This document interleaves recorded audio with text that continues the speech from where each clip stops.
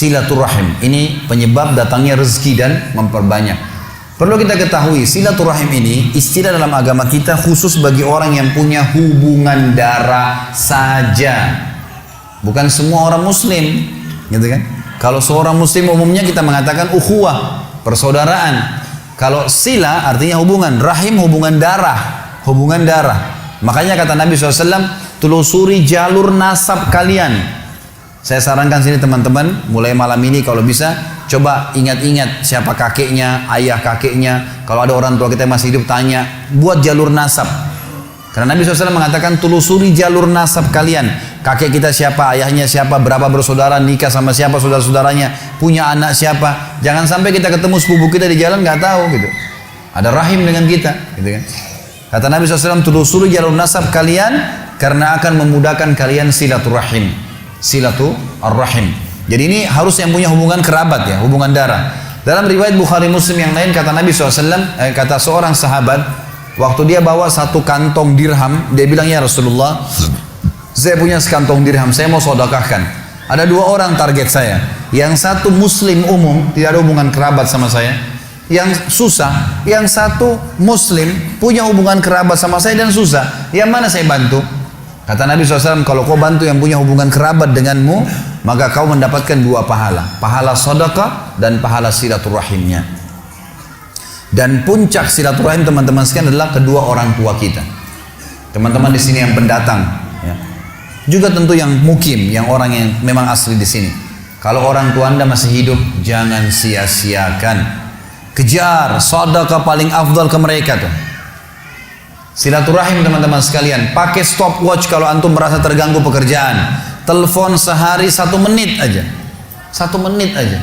Telepon tuh ayah, ibu, tanya kabarnya, ayah, ibu baik, ada kebutuhan? Oh enggak ada nak, baik doain ya. Mereka bilang semoga kau selamat nak, sudah luar biasa tuh. Telepon mereka, teman-teman banyak di Indonesia, di Jakarta saya temukan yang memang merantau, akhirnya orang tuanya cuma ditelepon setahun sekali. Ah gampang nanti kalau Idul Fitri mudik sekalian ketemu. Tapi kalau teman-temannya tiap hari telepon, kalau nggak telepon temannya dimarah-marahin, kenapa nggak telepon, tiap hari dicari. Ini gimana cara? Padahal orang tua itu puncak silaturahim. Teman-teman coba renungin. Ada seorang syekh di Saudi, di Jeddah, dia lagi isi pengajian.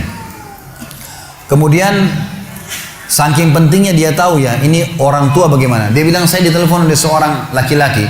Dia bilang, saya nggak kenal. Laki-laki ini bilang, syekh, tolong bantu saya nih, apa jalan keluarnya?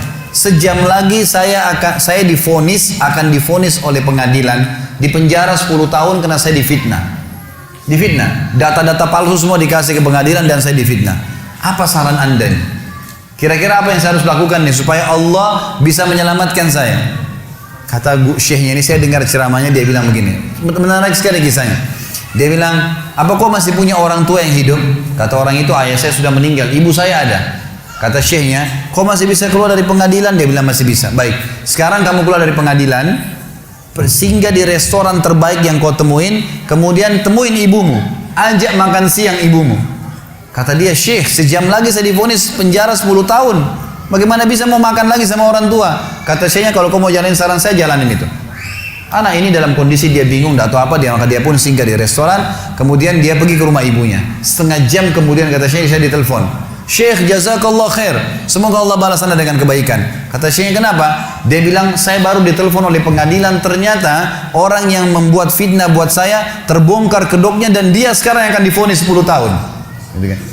Dan semenjak saya masuk di sini, saya makan sama ibu saya, sekarang saya depan ibu saya, dari pertama saya masuk terus lisannya ibu saya mendoakan, semoga kau selamat nak, terima kasih kau sudah datang bawa makanan. Hanya membawa makanan. Orang tua kita teman-teman sekalian tahu menilai tahu menilai pemberian anak kita, pemberian kita. Tidak pernah orang tua itu diberi sesuatu yang sederhana seperti teman kita masih bisa marah atau pasangan kita masih bisa merengut. Orang tua selalu berterima kasih dengan apapun yang kita berikan sedikit. Ada seorang anak di Jeddah meninggal dunia. Seorang syekh lagi sholat, suaranya Masya Allah bagus sekali kalau dia jadi imam. Saya banyak cerita tentang Saudi karena saya pernah kuliah di sana teman-teman. Jadi bukan karena Saudinya. Kalau Anda punya cerita di Indonesia mungkin bisa terjadi di mana-mana tentunya. Saya cerita tentang ini karena saya tahu gitu. Di Jeddah ini ada satu orang syekh, suaranya bagus. Kalau sholat Jumat penuh masjid. Kalau dia jadi imam, Masya Allah suaranya gitu. Dia juga kalau khutbah, hampir semuanya orang nangis kalau bicara masalah akhirat, khusyuk. Jadi dia ikhlas sekali gitu. Dia cerita dalam salah satu khutbahnya, saya dengarkan ceramahnya. Dan ini tradisi saya suka dengar ceramah-ceramah. Walaupun saya sudah sering isi ceramah, gitu kan. Kita tidak boleh batasi dengan ilmu. Selalu kita merasa haus dengan ilmu itu. Maka saya dengar ceramah, dia mengatakan pada saat saya salah satu Jumat, saya lagi jadi imam. Di rakaat kedua, pas sujud pertama ada suara gemuruh tengah-tengah masjid. Dia bilang, lalu saya salam, saya tanya, saya pakai mic. Kenapa itu, ada apa? Dia bilang, Syekh, ada orang jatuh. Tadi waktu sholat sujud rakaat kedua, sujud pertama jatuh.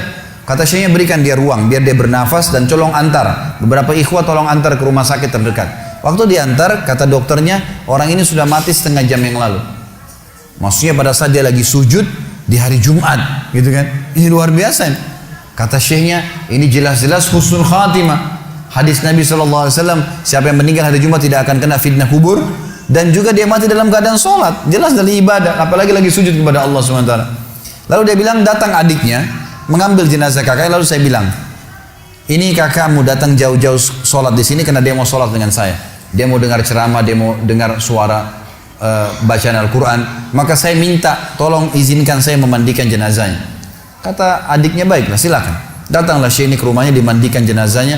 Kemudian malam takziah pertama, dan disunahkan 3 malam takziah. Malam takziah pertama, kata Syekhnya, setelah selesai jamu tamu-tamu semua, gitu kan, tamu datang mendoakan, mereka membawa makanan lalu mereka pulang. Lalu kata Syekhnya, saya tanya adiknya, kakakmu ini sebenarnya apa sih perbuatan amal dia yang paling menurut kamu Allah ridhahi sampai Allah tutup dengan husnul khatimah begini? Dia bilang, Syekh, kami punya orang tua, ayah kami sudah meninggal, ibu kami masih ada hidup, dan kami 6 orang bersaudara semuanya bakti dengan ibu kami. Tapi kakak saya ini punya kelebihan plus. Setiap kami datang ke rumah ibu kami, pasti dia yang paling pertama ada. Sisirin rambutnya, aturin bajunya, laki-laki ngurus gitu. Orang tuanya, ibunya dirawat betul sama dia. Dia bilang sampai kalau sisirnya patah dia yang gantiin, sampo, sabun semua dia yang siapin, semuanya diperhatikan. Maka kata Syekhnya, pantas Allah tutup dengan husnul khatimah. Pantas Allah tutup dengan itu. Dan teman-teman, apa yang melarang anda mengirimkan misalnya dari Bali di sini atau dari Denpasar ini ada rezeki, kirimkan ke Jawa, keluarga kita tahu di sana ada sampo, tahu di sana ada sabun, tahu. Kenapa kalau kita paketin dari sini khusus buat mereka? Maka luar biasa, mungkin kita korbanin 500.000, 300.000, teman-teman sekalian sudah cukup orang tua kita mendoakan kita seumur hidupnya. Bagaimana kalau setiap bulan kita rutinkan, gitu kan? Harusnya kita lakukan seperti itu. Ini puncak silaturahim. Setelah itu datang kerabat-kerabat yang lainnya. Kata Nabi SAW, siapa yang ingin diberkahi umurnya, di sini sering diterjemahkan dalam buku Indonesia, siapa yang ingin dipanjangkan umurnya, gitu kan? Sebenarnya tidak ada kata-kata panjang umur ya, karena umur sudah ditentukan, 60 ya 60.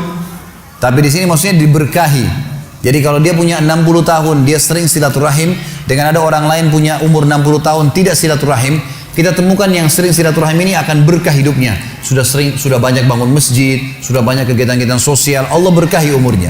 Siapa yang ingin diberkahi umurnya dan diluaskan rezekinya, maka dia sebaiknya melanjutkan silaturahim.